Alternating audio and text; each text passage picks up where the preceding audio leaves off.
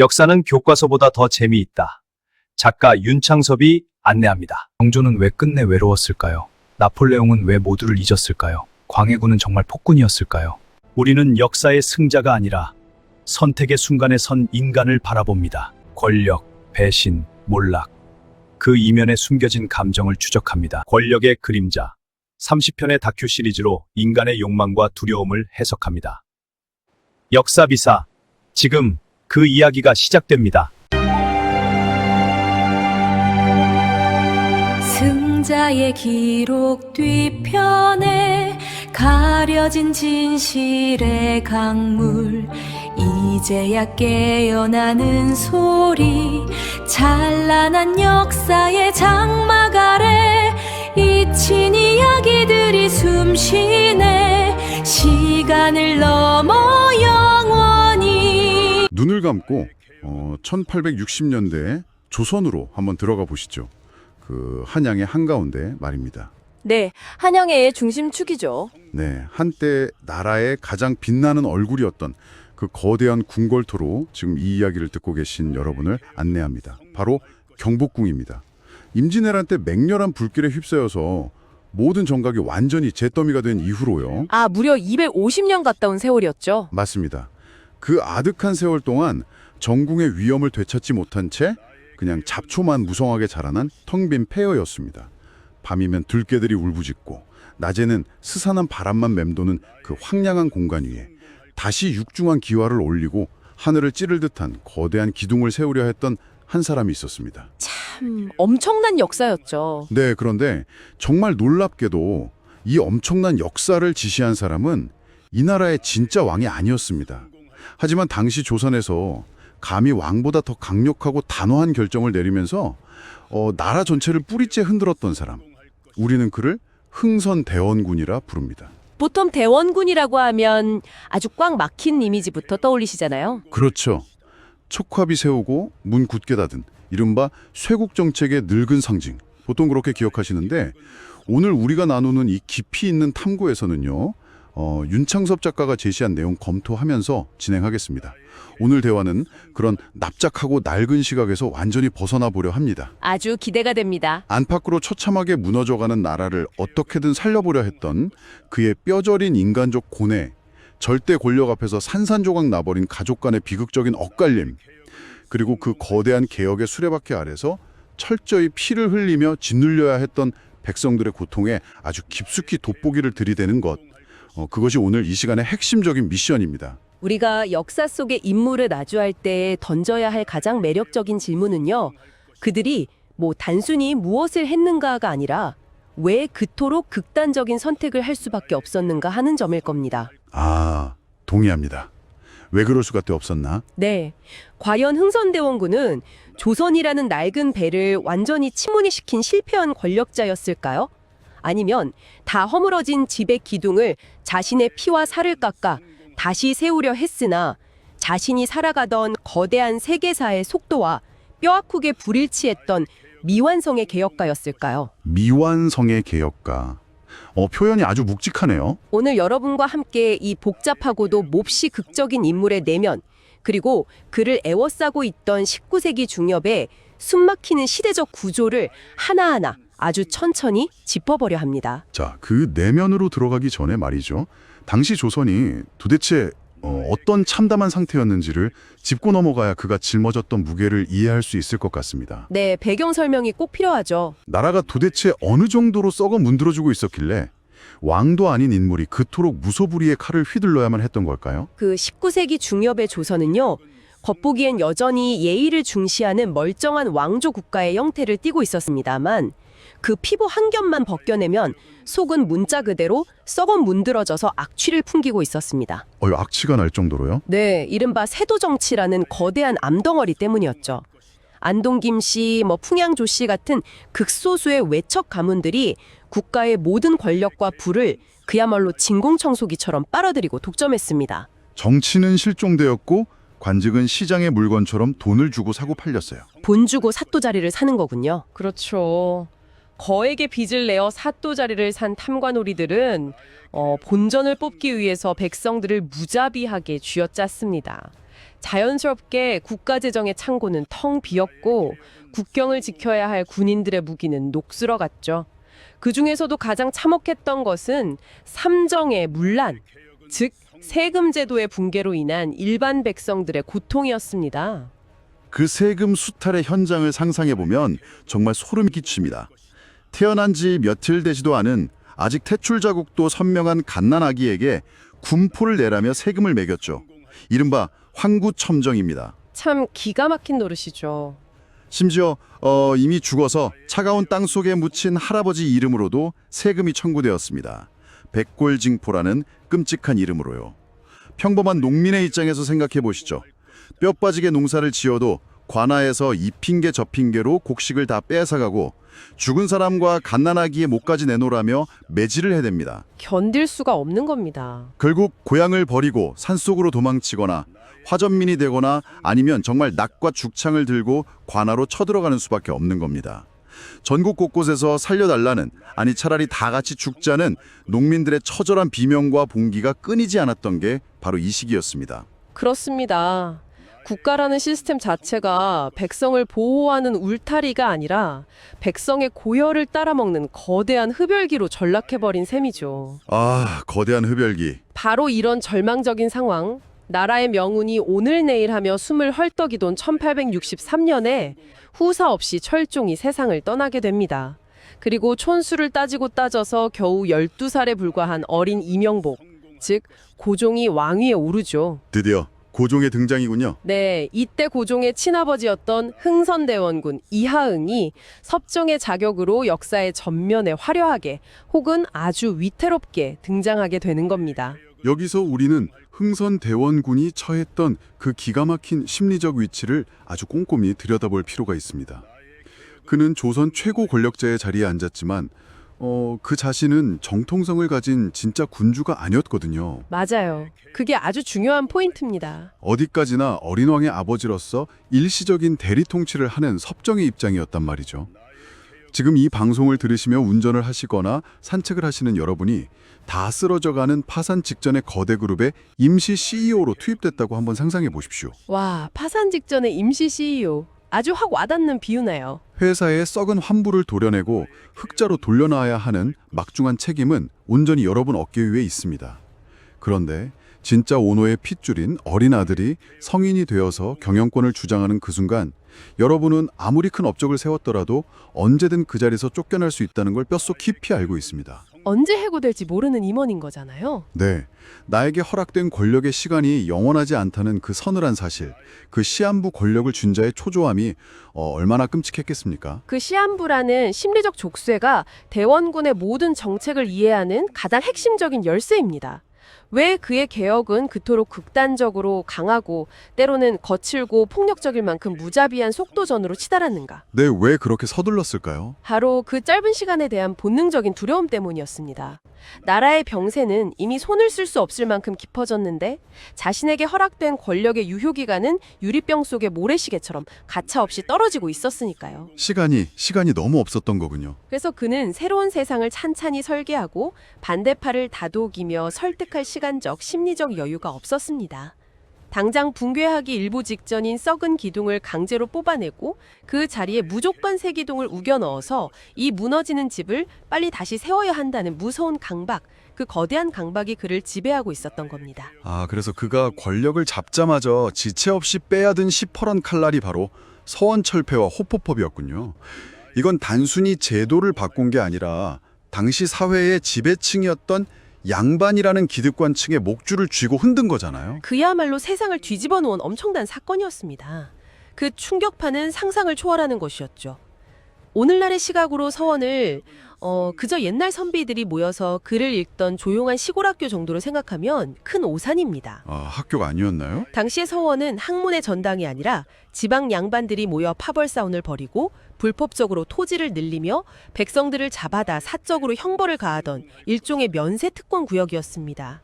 지역의 거대한 마피아 같은 권력기관으로 변질되어 있었죠. 와, 마피아요?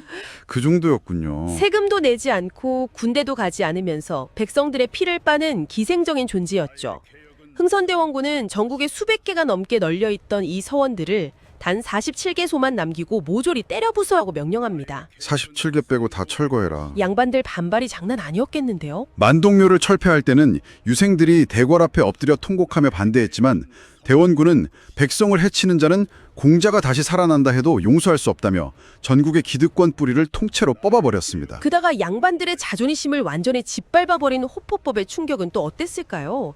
그동안은 가난한 평민들만 피눈물을 흘리며 군포, 즉 군역을 면제받는 대신 내는 세금을 부담해 왔단 말이죠. 권을 누려왔죠. 그런데 대원군은 이 특권을 박탈해버립니다.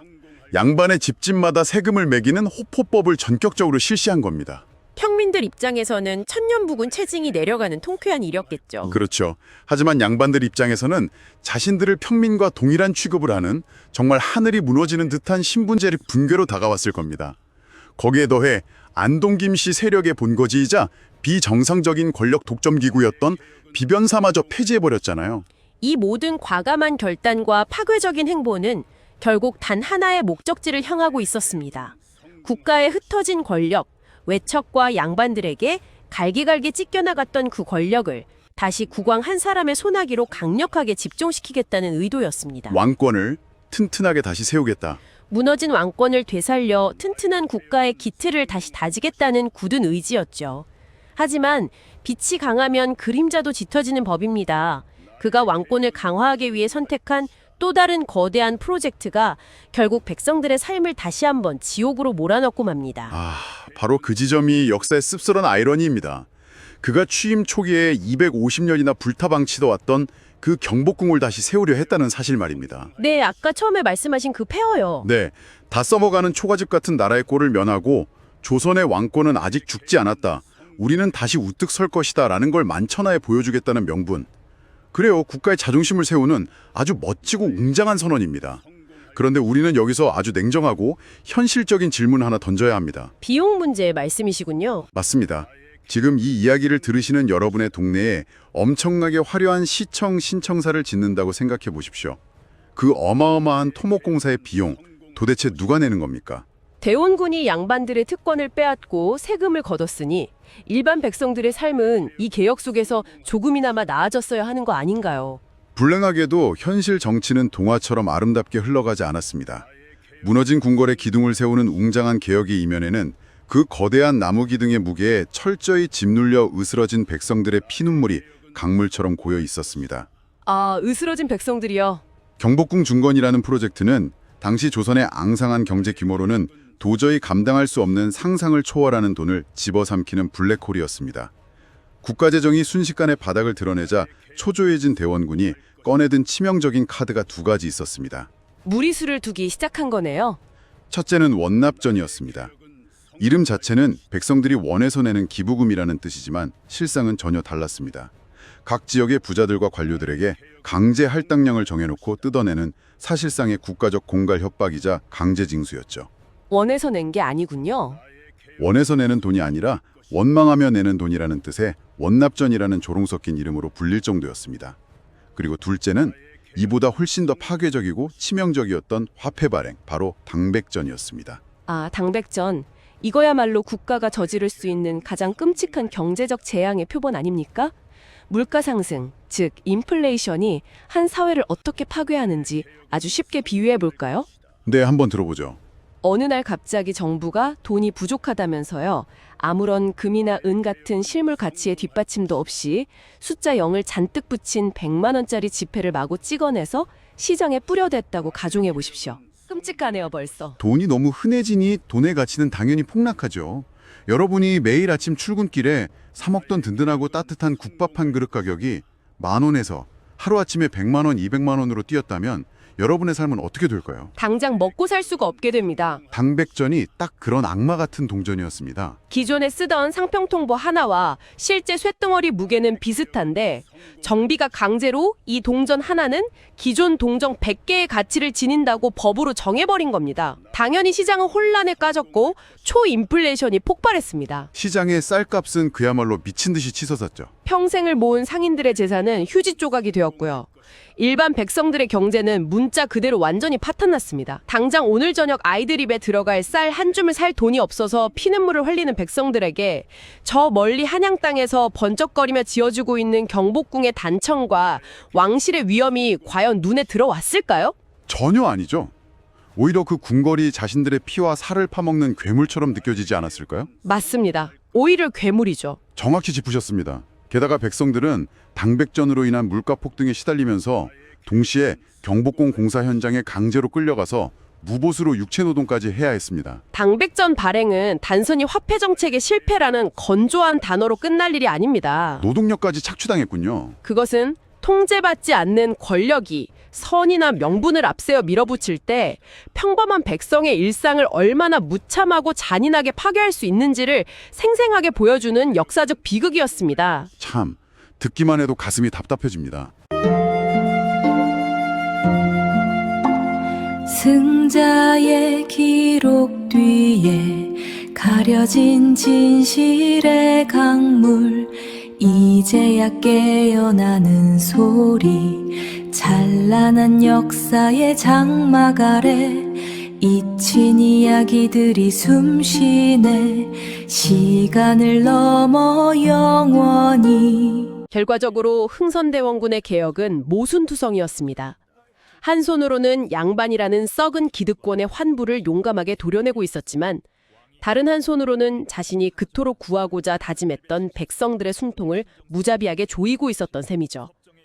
낡은 시대의 적폐청산이라는 빛나는 성과와 경제 파탄이라는 끔찍한 고통이 무섭게 뒤섞여 소용돌이치고 있었습니다.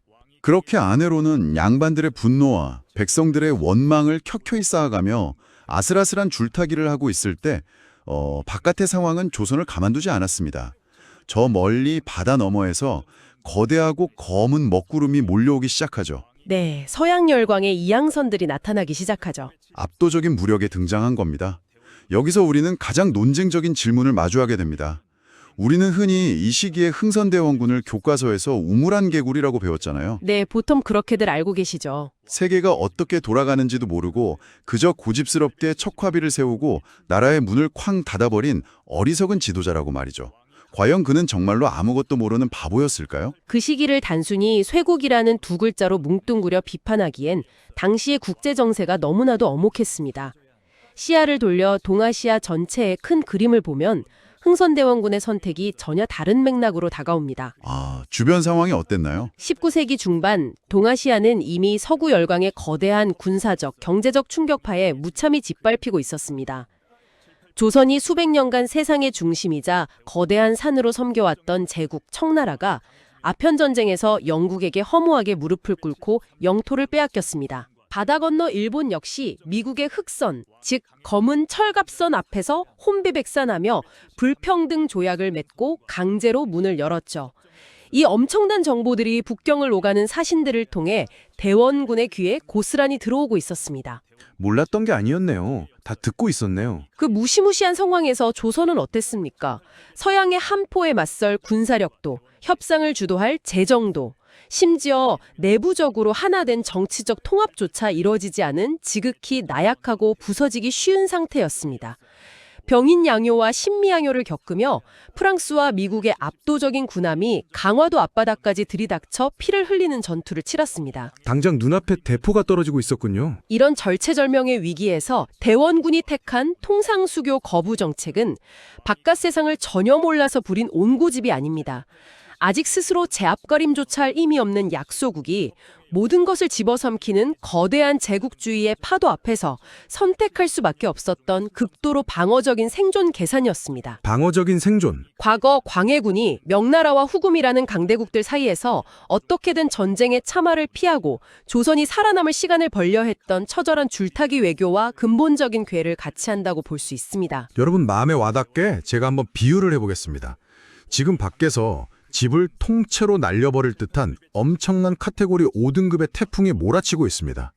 우리 집 창문은 이미 금이 가서 덜덜 떨리고 있고 지붕은 날아가기 일보 직전이에요. 아주 위태로운 상황이네요. 그런데 이제 글로벌 시대니까 비바람을 맞으면서 저 이웃집 서양인들과 새로운 요리법을 교환해볼까 하면서 현관문을 활짝 열어젖힐 제정신인 집주인은 아마 아무도 없을 겁니다. 미친 짓이죠, 그건. 일단 어떻게든 널빤지를 대고 문을 겹겹이 걸어 잠근 뒤에 이 끔찍한 폭풍우가 지나가길 바라면서 가족들을 지키기 위해 버티는 게 너무나도 당연하고 합리적인 생존 본능처럼 보입니다. 하지만 오히려 반대로 생각해 볼 수도 있죠. 어떤 반대 상황인가요? 만약 바깥에서 부는 저 비바람이 지나가는 단순한 여름순학이나 일회성 태풍이 아니라 앞으로 우리가 살아갈 세상의 기후와 규칙 자체를 영원히 완전히 바꿔버리는 거대한 시대적 전환점이었다면 어떨까요? 아, 기후 자체가 변해버린 거라면요. 네, 태풍이 영원히 끝나지 않고 바깥 세상의 지형을 다 바꾸고 있는데 언제까지 부서진 집안에서 문을 닫고 버티는 것만이 정답이었을까요? 그 지점이 바로 흥선대원군이라는 인물이 가진 서사에서 가장 비극적이고 뼈아픈 구조적 한계입니다. 시대의 속도와 대원군의 계산이 정면으로 충돌해버린 것이죠. 대원군의 논리는 명확했습니다. 문을 닫고 외세의 침투를 막아내며 일단 시간을 벌자. 정비할 시간을 갖자는 거였군요. 그 벌어들인 시간 동안 서원도 철폐하고 세금 제도도 고치고 왕권도 강화해서 조선 내부의 질서를 단단하게 회복한 뒤에 떳떳하게 바깥 세상을 상대하려 했을 겁니다. 하지만 19세기 후반 제국주의 세계가 팽창하며 변해가는 속도는 그의 계산보다 그리고 조선이라는 낡은 나라가 가진 체력보다 훨씬 더 빠르고 폭력적이었습니다. 세상이 너무 빨리 변했네요. 방어적 고립이라는 닫힌 문은 당장 조선이 식민지로 전락하는 붕괴를 몇 년 늦춰질 수는 있었을지 모릅니다. 하지만 역설적이게도 그 닫힌 문 때문에 조선이 세계의 흐름을 파악하고 근대적인 국가 질서를 스스로 준비할 수 있었던 그 금쪽 같은 골든타임마저 철저히 허비하게 만들었습니다. 안타깝네요, 정말. 시간을 벌어 나라를 강하게 만들려던 그의 처절한 몸부림이 결과적으로는 조선을 국제 무대에서 더 늙고 더 고립되고 더 약하게 만들어버린 참담한 모순에 빠지고 만 것입니다. 나라를 살리려는 의도가 그 의도가 도리어 나라의 발목을 잡아버리는 정말 안타까운 딜레마네요. 자, 이제 이 치열했던 10년의 개혁이 종착역을 향해 달려갑니다. 이 거대한 권력의 탑이 도대체 어떻게 무너져 내리는지 권력의 속성과 가장 내밀하고 극적인 무대로 시선을 옮겨보겠습니다. 네, 가장 비극적인 순간이죠. 1863년에 실권을 잡은 지 10년이라는 험난한 세월이 흘렀습니다. 권좌의 뒤에 숨어서 아버지만 바라보던 12살 꼬마 임금 고종이 드디어 22살의 건장한 청년으로 어엿하게 성장했습니다. 여기서 우리는 인류 역사상 수많은 제국에서 반복되었던 권력이 가진 가장 잔인하고 뼈아픈 역설을 목격하게 됩니다. 대원군은 지난 10년 동안 자신의 모든 것을 바쳤습니다. 양반들의 원수라는 소리를 듣고 백성들의 피눈물을 밟고 서서라도 오직 내 아들의 자리, 즉 강력한 왕권이라는 재단을 높이 쌓아 올렸죠. 네, 모든 게 아들을 위한 거였죠. 그런데 그 왕권이 진정으로 튼튼해지고 어린 군주가 스스로 생각하고 판단하는 어른이 된 바로 그 순간 상황은 급변합니다. 역설적이게도 그 완성된 강한 왕권은 더 이상 자신들을 대신해 굳은 일을 하며 피 묻은 칼을 휘둘러줄 아버지라는 존재를 필요로 하지 않게 되었습니다. 아버지가 필요 없어졌다. 권력이라는 괴물은 부모 자식 간이라도 결코 나눌 수 없는 냉혹한 것이니까요. 대원군 스스로가 피땀 흘려 만든 그 강력한 질서와 왕권이 결국 자신의 목을 겨누고 자리에서 밀어내는 가장 날카로운 칼날이 되어 돌아온 것입니다. 게다가 이 비극을 완성하는 또 다른 핵심 인물, 바로 며느리인 명성황후의 등장을 빼놓을 수 없죠. 이건 정말 역사의 지독한 장난 같습니다. 대원군이 처음에 어떻게 했습니까? 아주 조심스럽게 간택을 했죠. 세도 정치, 즉 외척들이 나라를 망치는 꼴을 영원히 끝장내겠다면서요. 친척도 세력도 없고 뒷배도 전혀 없는 몰락한 양반 가문의 딸을 아주 고심해서 일부러 며느리로 간택했잖아요.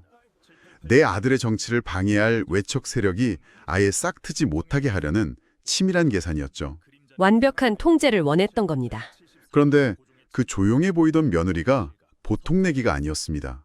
너무나도 용민하고 정치적 감각이 비상했던 겁니다. 명성황후는 시아버지의 그늘에서 벗어나고자 하는 성인 고종의 뒤에서 친정인 민씨 일가와 시아버지에게 앙심을 품은 양반 세력을 규합해서 거대한 반대파 연합을 구축합니다. 적의 적은 친구가 되는 거죠. 아버지가 평생을 바쳐 목숨 걸고 몰아내려 했던 외척 정치라는 그 끔찍한 유령이 다름 아닌 자신이 직접 면접을 보고 골랐던 며느리의 손을 잡고 다시 궁궐 한복판으로 화려하게 복귀한 겁니다. 내가 통제하기 위해 만든 장치가 나를 파괴하는 무기가 되다니 이거 정말 씁쓸하고 오싹한 블랙 코미디 아닙니까? 프랑스 대혁명 당시 자코뱅당을 이끌었던 로베스피에르의 말로를 떠올려 보면 이 상황이 조금 더 입체적으로 이해가 가실 겁니다. 아, 로베스피에르요. 로베스피에르는 부패하고 무너진 사회의 질서를 바로 세우겠다며 단두대를 세우고 극단적으로 엄격한 도덕과 통제에 집착했습니다. 하지만 그 통제에 너무 집착한 나머지 타협하는 법을 잊었고 결국 어제 혁명을 함께했던 동지들조차 단두대로 보내며 모든 사람을 적으로 돌려버렸죠. 스스로 고립을 자초했군요. 마지막 순간 그는 철저히 고립된 채 자신이 세운 단두대의 이슬로 사라져야 했습니다. 흥선대원군의 권력 말년도 그토록 지독하게 고독하고 쓸쓸했습니다. 개혁이라는 이름 아래 기득권을 뺏겨 일을 가는 양반 유생들, 당백정과 잦은 공사로 등골이 휘어버려 그를 원망하는 백성들, 통상을 거부당해 호시탐탐 조선을 놀리는 외부 세계, 사방이 다 적이었네요. 그리고 무엇보다 자신이 왕으로 만들어준 사랑하는 친아들과 자신이 직접 고른 며느리까지. 그는 무너지는 나라를 구하겠다는 애국심과 일념 하나로 브레이크 없이 맹렬하게 돌진했지만 그 과정에서 조선의 모든 계층, 심지어 가족과도 완벽한 적이 되어버린 철저한 고립 상태에 빠지고 만 것입니다. 결국 1873년 22살의 고종이 신하들 앞에서 이제 정치는 과인이 직접 하겠다며 전격적으로 친정을 선언합니다.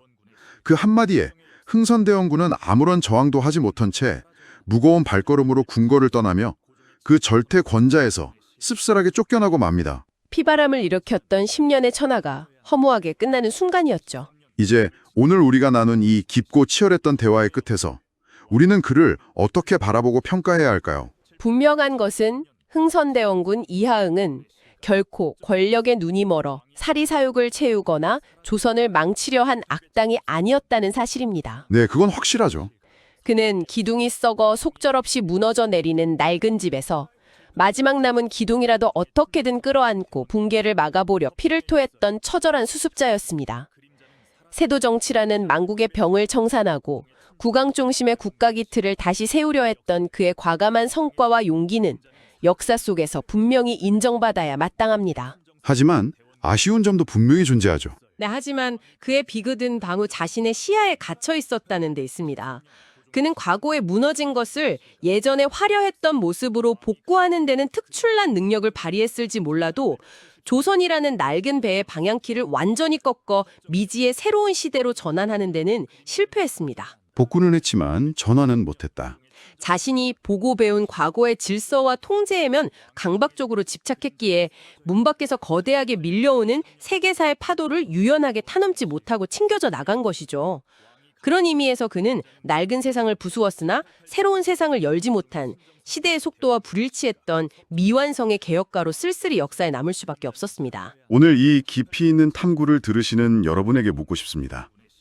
흥선대원군의 이 처절하고 핏비더린 이야기를 단순히 150년 전 조선에서 일어난 옛날 이야기로만 덮어두지 않으셨으면 좋겠습니다. 우리의 현재 일상으로 한번 가져와 상상해 볼까요? 우리 삶의 문제로 땡겨오는 거군요. 여러분의 개인적인 삶에 혹은 여러분이 평생을 몸바쳐온 회사나 조직에 감당할 수 없을 만큼 거대한 위기가 닥쳤을 때를 떠올려 보십시오.